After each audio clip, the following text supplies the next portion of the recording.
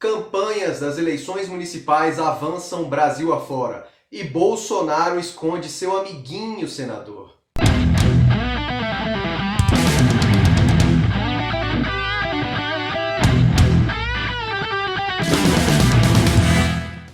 Fala galera da Ciro Progressista, aqui estou eu novamente, Paulo Henrique Faria, para mais uma análise política e ou análise de conjuntura para vocês. Como de praxe, antes de começar a falar, eu peço para que você se inscreva aqui no canal se você ainda não é inscrito, dê like se você gostou, dislike se você não aprovou, comente e compartilhe esse vídeo nos grupos de WhatsApp, de Facebook, no Twitter, enfim, na internet afora, beleza? Então vamos lá. Bom, eu vou começar falando sobre as últimas movimentações das principais cidades, sobretudo capitais, nessas eleições municipais, que são muito importantes, como eu já havia falado em vídeos e lives anteriores. Não é? Aqui em Goiânia, a gente está batalhando para levar o companheiro Elias Vaz do PSB, ele que é deputado federal, para o segundo turno. Aqui tem uma composição PSB, PDT e Rede, o vice do nosso partido, PDT, inclusive. Tá difícil, ele está ali em quarto lugar, brigando pelo terceiro lugar com a candidata do PT, que é a Adriana Corsi, mas pelo jeito o segundo turno deve ser entre o ex-senador Marquito Vilela do MDB e o atual senador aqui para o Goiás, o Vanderlan Cardoso do PSD. O Vanderlan, inclusive, que é candidato bolsonarista, então, pelo amor de Deus, ele não pode ser eleito aqui, não é? Bom, no Rio de Janeiro, a Marta Rocha, ela ganha cada vez mais terreno, ela está crescendo aos poucos, mas está. Ela, nas últimas pesquisas, aparece ali com 8, 9, 10% dos votos, né? Ou seja, praticamente empatada com o atual prefeito, o péssimo gestor Marcelo Crivella, que está com seus 11, 12, 13%, dependendo do levantamento. A Marta é a candidata do campo progressista melhor colocada, com a rejeição baixíssima, variando de 6 a 9%, dependendo da pesquisa, Ibope ou Datafolha. Ou seja, ela tem um potencial de crescimento muito grande. E pelo andar da carruagem, apesar de não ter os debates, né, só sabatinas, entrevistas e campanha na TV, rádio e internet, ela vai tomar esse lugar do Crivella e vai para o segundo turno contra o Eduardo Paes, o ex-prefeito Eduardo Paes do DEM. E aí é outra eleição, né? Sendo realista, o Paes é o favorito para ganhar lá, mas a Marta Rocha pode sim surpreender. Se ela for para o segundo turno, vai ser voto a voto. Certo? Então, gente, fortaleça aí a Marta Rocha, sobretudo no Facebook, no Instagram e no Twitter. Beleza? Ela tem chance, ela é a nossa candidata, uma candidata brisolista, progressista, qualificada, delegada, não é? Então vamos dar essa força aí nessa reta final, nessas últimas 3, 4 semanas para o primeiro turno. Não é? Lembrando que o primeiro turno será dia 15 de novembro e o segundo dia 29 do mesmo mês. Beleza?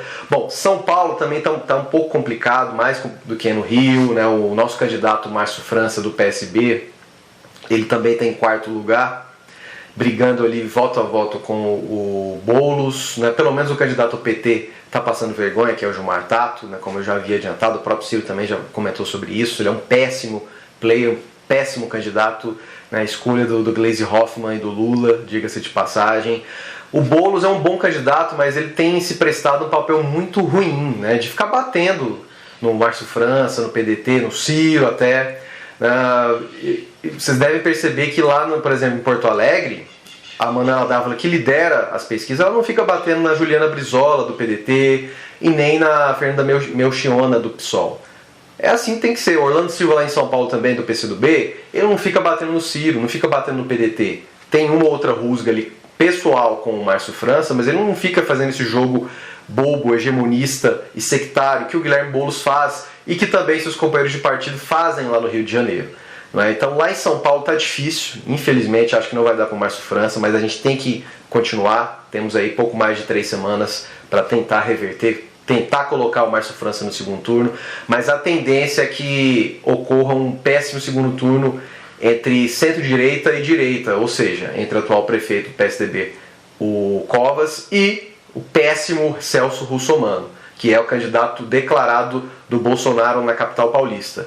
Né? Vamos aguardar, mas a tendência é que realmente lá seja favas contadas, né? Infelizmente ninguém do campo progressista vá para essa segunda etapa, né? Em Porto Alegre, como eu já pincelei aqui, a Manuela lidera lá, ela é a favorita, vejam só, ela é a favorita para ganhar lá. A Juliana Brizola está em quarto, quinto lugar, tem se destacado, tem feito uma boa campanha, mas não deve ir para o segundo turno, não tem problema, daqui 2 anos ela vira deputada federal, sem nenhuma dificuldade, e a Manuela vai fazer um bom papel, ela é uma boa candidata, não é? Ela é um ótimo player feminista, progressista, e que se dá bem conosco do PDT e do Ciro, né, da militância do Ciro, né? Vamos aguardar. No Nordeste, o Edivaldo Nogueira, que é o nosso prefeito lá na capital, em Aracaju, né, ele tem tudo para ser reeleito, não no primeiro turno, no segundo, mas tem tudo para ser reeleito, fez uma boa gestão, ele que veio do PCdoB para o PDT, tem feito um ótimo papel lá na capital sergipana, vamos aguardar. Em Fortaleza está difícil, mas à medida que vai avançando as eleições, a campanha, sobretudo na TV e no rádio, o Sarto, que é o nosso candidato, que é presidente da Assembleia Legislativa lá do Ceará, né, nome de confiança do Ciro, do Cid, do Camilo, do André Figueiredo, né, nome do PDT, com vice do PSB, o Elcio, que faz parte do governo Camilo Santana, ele está crescendo, ele está com seus 15%, 16%, uma rejeição baixa, ele é conhecido, né, mas à medida que as pessoas, né, que os eleitores, o eleitorado cearense, atrela a imagem dele do atual prefeito Roberto Cláudio, que é muito bom, do próprio governador Camilo Santana, que também é muito bom, do Ciro, do Cid, enfim, do grupo político progressista, que não faz parte do PT, ele vai crescendo, ele vai aumentando. Ele, nos últimos dias ele avançou pelo menos 6% nas intenções de voto. Então a tendência ele tomar esse segundo lugar da Luiziane, do PT, que é como se fosse a Gleisi Hoffmann cearense, né? Fala muita merda, e deve fazer o segundo turno com o terrível bolsonarista, miliciano, o Capitão Wagner. Vamos aguardar. Para fechar essa análise aí das principais cidades, eu destaco também Recife, né? O João Campos, filho do Eduardo Campos, ele disparou. De uma semana para cá ele ganhou simplesmente 10 pontos, né? Ele saltou de 23% de intenções de votos para 33%. Né? A vice é a Roldão, do PDT. Né? Então o João Campos ele é amplo favorito para vencer essas eleições, talvez até no primeiro turno, viu? Não se espante se isso acontecer, mas a tendência aí para o segundo turno ou contra sua prima Marília Reis do PT ou contra o Mendoncinha, né? O ex-péssimo ministro da Educação do governo Temer, né? Do DEM. Vamos aguardar, mas o João Campos é amplo favorito para levar a disputa lá na capital pernambucana. Beleza? Então é isso.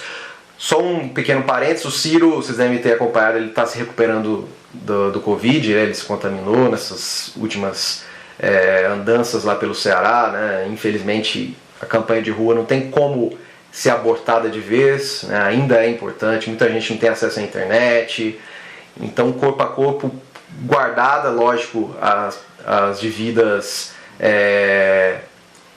indicações sanitárias e de segurança, né, ela tem que ser feita, né, mas assim, o Ciro está bem, né, só para tranquilizar vocês, em breve ele retoma a extensa agenda de entrevistas, de lives, e lógico, vai dar uma força, mesmo que seja virtual, para os principais candidatos a vereadores, a prefeitos, do PDT, do PSB, da Rede, do PV, enfim, desse arco de aliança que nós estamos construindo Brasil afora, que vai dar muito fruto, viu?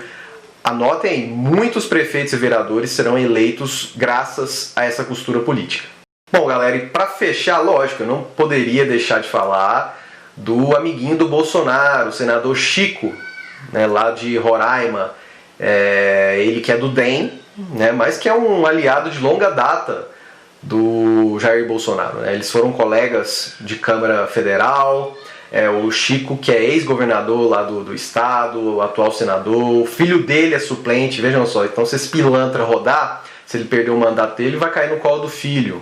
É um absurdo, o cara esconder dinheiro nas nádegas, né, na cueca, literalmente dentro da cueca, não é nem em volta, como outro candidato aí do PT fez, né, outro player do PT fez aí anos atrás. Foi literalmente intra-cueca, né, um absurdo, foi motivo de chacota no Brasil e no mundo. Né, a que ponto chega a corrupção, a ganância das pessoas.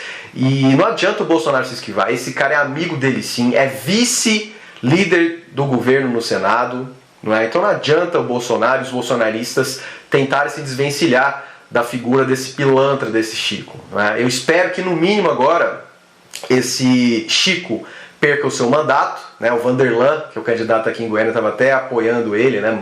Tem um áudio aí circulando na internet e na mídia dele mostrando solidariedade a esse pilantra, mas é assim mesmo, né? Os corruptos se defendem, né?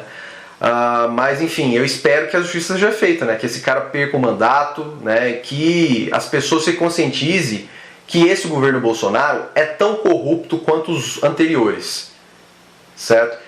E, lógico, ele flerta com o fascismo, né, dia sim e dia também. Ele, infelizmente, está cortando os fundos do Fundeb. O auxílio emergencial vai acabar. Não é? E tudo isso nessa crise, nessa recessão terrível, né, que pode se agravar muito em 2021. Né, a gente pode vir para talvez a pior crise econômica da nossa história. E lógico, evidentemente, no meio dessa crise sanitária com o coronavírus, né? Já tem mais de 154 mil vítimas e mais de 5,2 milhões de infectados. Isso, lógico, sempre bom salientar, com subnotificação. Certo? É isso, a gente tem que continuar vigilante, continuar apontando os dedos, né, para esses erros, para esses absurdos do governo Bolsonaro e, lógico, sempre dando uma força para os nossos candidatos, para os nossos nomes. Beleza, galera? É isso que eu tinha para falar para vocês. Daqui 2 semanas eu volto com mais uma análise de conjuntura aqui no canal.